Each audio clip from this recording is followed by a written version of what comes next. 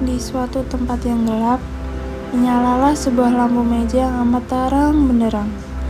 Karya-karya tulis seorang pelajar tertempel jelas di atas meja belajarnya.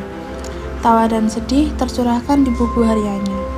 Hari-hari yang penuh misteri selalu berjalan kepadanya. Tiada yang tahu ini akhir cerita atau awal ceritanya. Seiring waktu telah berganti. Telah waktunya ayam berkokok di pagi hari, lampu di atas meja masih menyala. Seorang pemuda sedang bermimpi kisahnya sendiri. Datang tak diundang, pulang tak diantar. Seorang perempuan tua membawa segayung air di hadapannya. Oi, bangun Jamet.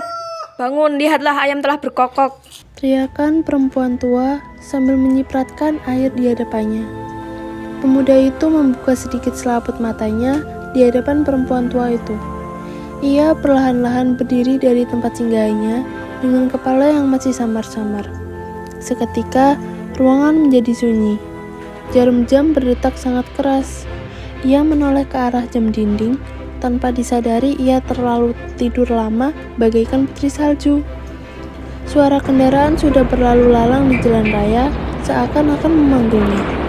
Dia pergi dengan pelan-pelan ke tempat inspirasinya. Duduk dan merenung berbagai hal di tempat itu. Lalu, tiba-tiba air yang dingin mengguyur seluruh badannya. Cairan sabun membersihkan berbagai sela di tubuhnya. Pakaian seorang pelajar telah siap di hadapannya. Di sebuah tempat telah ada nasi dan lauk pauk yang mengundang kehadirannya. Seluruh alat sekolah telah siap. Tiba-tiba, lampu di atas meja berkedap-kedip seakan memberitahu akan terjadi hal buruk kepadanya. Ucapan salam di pagi hari kepada si perempuan tua yang sedang berdiri di samping pintu. Jamet perlahan-lahan berjalan mendekati perempuan tua. Tiba-tiba, bolam lampu meledak. Di saat yang sama, sang perempuan tua jatuh ke lantai dengan posisi badan telentang. Si Jamet panik 7 keliling. Suara kepanikannya terdengar sampai ke samping tangannya. Tanpa berpikir panjang, ia segera langsung membawa perempuan tua masuk ke rumah sakit dengan sebuah motor Supra milik almarhum bapaknya.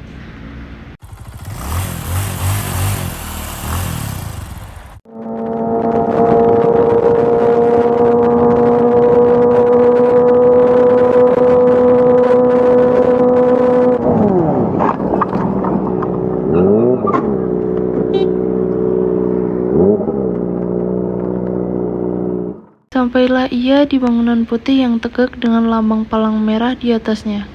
Seketika, orang-orang berbaju putih berjalan cepat mendatanginya, seakan dia tahu bahwa Jamet membutuhkan pertolongannya. Ia langsung memberikan perempuan tua kepada orang-orang berbaju putih yang menghampiri dirinya. Perjalanan perempuan tua itu sudah tidak bisa terlihat lagi. Jamet tidak bisa mengejarnya lebih jauh lagi. Jamet pun mulai meninggalkan tempat yang belum pasti itu. Ia perlahan keluar dari bangunan putih itu, sembaring dengan ekspresi muka yang gelisah. Hujan yang begitu deras membasahi dia yang sedang berjalan ke parkiran. Setibanya di tempat parkiran, ia melihat seorang anak kecil yang masih menggunakan seragam sekolahnya sambil menjualkan jasa ojek payung di tempat ini. Tiba-tiba, anak kecil itu mendekat dan menawarkan jasa ojek payungnya kepada ia. Bang, mau beli jasa ojek payung tidak, Bang? Boleh, Dek. Tolong anterin abang jalan-jalan di tempat ini ya, Dek. Oke, Bang. Jamet dan anak muda tersebut berjalan di sekeliling tempat bangunan putih itu berada. Ia seketika melihat warung bubur kacang hijau yang dulu dia beli bersama perempuan tua itu. Bang, payungnya, Bang. Dek, sini kita neduh di sini dulu. Oke, Bang. Selamat siang yang tidak bisa dikatakan siang. Ada yang bisa saya bantu, wahai pelangganku? Pak, tolong 1 porsi buat saya dan 1 porsi lagi buat adik ini. Dan sama 1 lagi dibungkus ya, Pak. Bang, saya tidak usah dibelikan lagian, saya mau narik pelanggan lagi. Tidak apa-apa, Dek. Lagi pula di luar masih hujan deras. Terima kasih, Bang. Terima kasih. Saya belum pernah bertemu dengan pelanggan sebaik Abang selama ini. Terima kasih ya, Bang. Ya, sama-sama.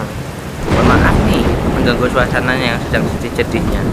Ana mau tanya, antum mau jadi beli bubur kacang hijau enggak? Mau, Pak. Jamet dan anak muda itu mengambil sebuah sendok dan mencoba bubur kacang hijau itu. Tiba-tiba, air mata si Jamet jatuh. Seporsi bubur kacang hijau ini membuat ia mengingat-ingat masa lalunya saat kecil bersama perempuan tua. Dia pernah membelikan seporsi bubur kacang hijau ini saat dia sangat sedih. Penjual dan anak muda itu juga ikut sedih melihat Jamet yang sedang sedih sembari dengan mengeluarkan isi hatinya ke penjual bubur kacang hijau dan anak muda itu. Ia langsung mengeluarkan uang dari dalam amplopnya untuk membayar bubur kacang hijau yang ia beli bersama anak muda itu. Pak, berapa semuanya? Tadinya Rp24.000, Dek. Karena adik sedihnya sangat mendalam, ku kasih diskon. Jadi semuanya Rp23.500. Jamet dan anak muda itu pergi perlahan meninggalkan tempat itu. Hujan pun berhenti dengan sendirinya. Tanpa disadari, waktu telah mendekati senja. Jamet dan anak muda itu pergi perlahan meninggalkan tempat itu. Hujan pun berhenti dengan sendirinya. Tanpa disadari, waktu telah mendekati senja. Jamet segera memberikan uang kepada anak muda itu dengan terburu-buru. Bang, nggak ada kembalian. Nggak apa-apa, Dek. Kembaliannya ambil aja. Terima kasih lagi, Bang. Ya, sama-sama. Ia pun sampai tempat di mana hidup dan mati ditentukan di tempat itu. Waktu berlalu. Ia mendapat kabar tentang perempuan tua itu dari seorang dokter yang keluar dari tempat UGD.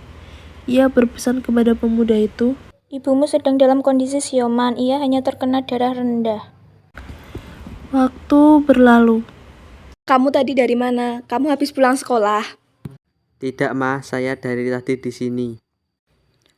Oh, dasar anak tak tahu diri. Ibunya sedang susah payah bangun dari kasur ini. Kamu bukannya sekolah malah ikut-ikutan duduk di sini.